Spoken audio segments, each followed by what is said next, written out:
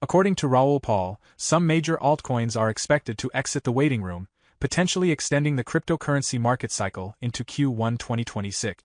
The cryptocurrency market could be in the waiting room ahead of the next phase of price discovery, a development that could see institutional capital extend the historical 4-year cycle, according to industry observers. While the cryptocurrency market awaits its next catalyst, the liquidity dynamics of the slow economic cycle could extend the traditional 4-year cycle into Q1 or Q2 2026. According to Paul, many key elements of the crypto ecosystem are in the waiting room, ready for release. Our work suggests that the cycle will extend into Q1 2026 or even Q2 2026 due to a slow economic cycle that requires greater liquidity for a longer period. Patience must be learned. The path is clear, but never expect absolute perfection, Paul explained. Paul uses the Business Cycle Index as a macroeconomic model to track the current state of the global economic cycle. According to Raoul Pal, Solana and other altcoins are about to resume the biggest upside move. Before we move forward, if you want to stay updated with the latest crypto events and news, you can subscribe to our channel and like this video.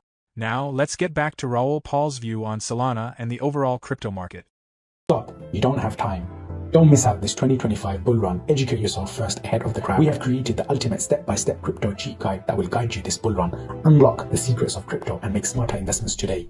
Now by clicking on the link below to get your exclusive copy just under $10. In 2008, we had a debt jubilee.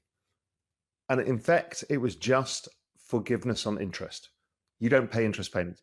So no interest payments allowed every government who had basically, they'd all gone over 100% of GDP in debt. So all economic activity, all economic growth was used to paying of debts. So what they all did was basically restructure their debts between 3 and 5 years, creating an almost perfect 4-year cycle. And then when you look at the debts today, we're in that 4th year now, where the final part, the larger part of the debt is due.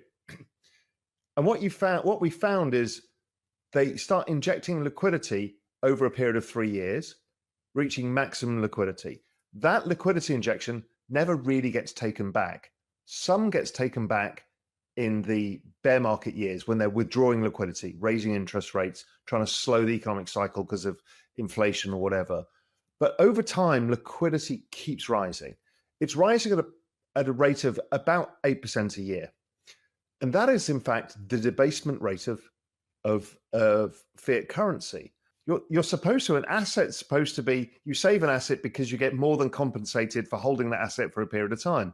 But you're not. Unless you own the NASDAQ or crypto, you just don't get that reward. So it's basically money in, money out. Yeah, it maintains your purchasing power, but certainly it doesn't get you wealthier. We're going into this world of technology. Kind of Elon and other people have made it clear that this is the only way out.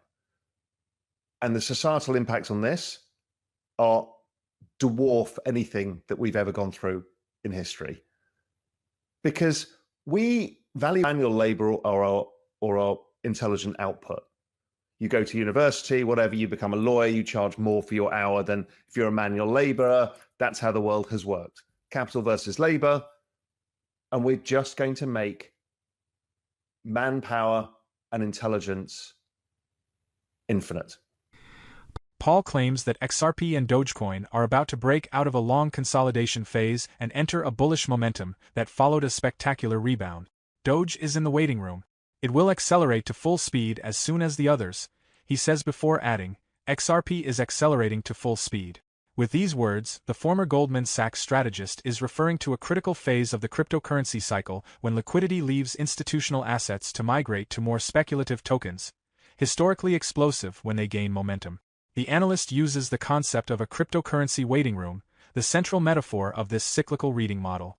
He relies in particular on the Total 3 indicator, the market capitalization of cryptocurrencies excluding Bitcoin and Ethereum, currently close to a major resistance level.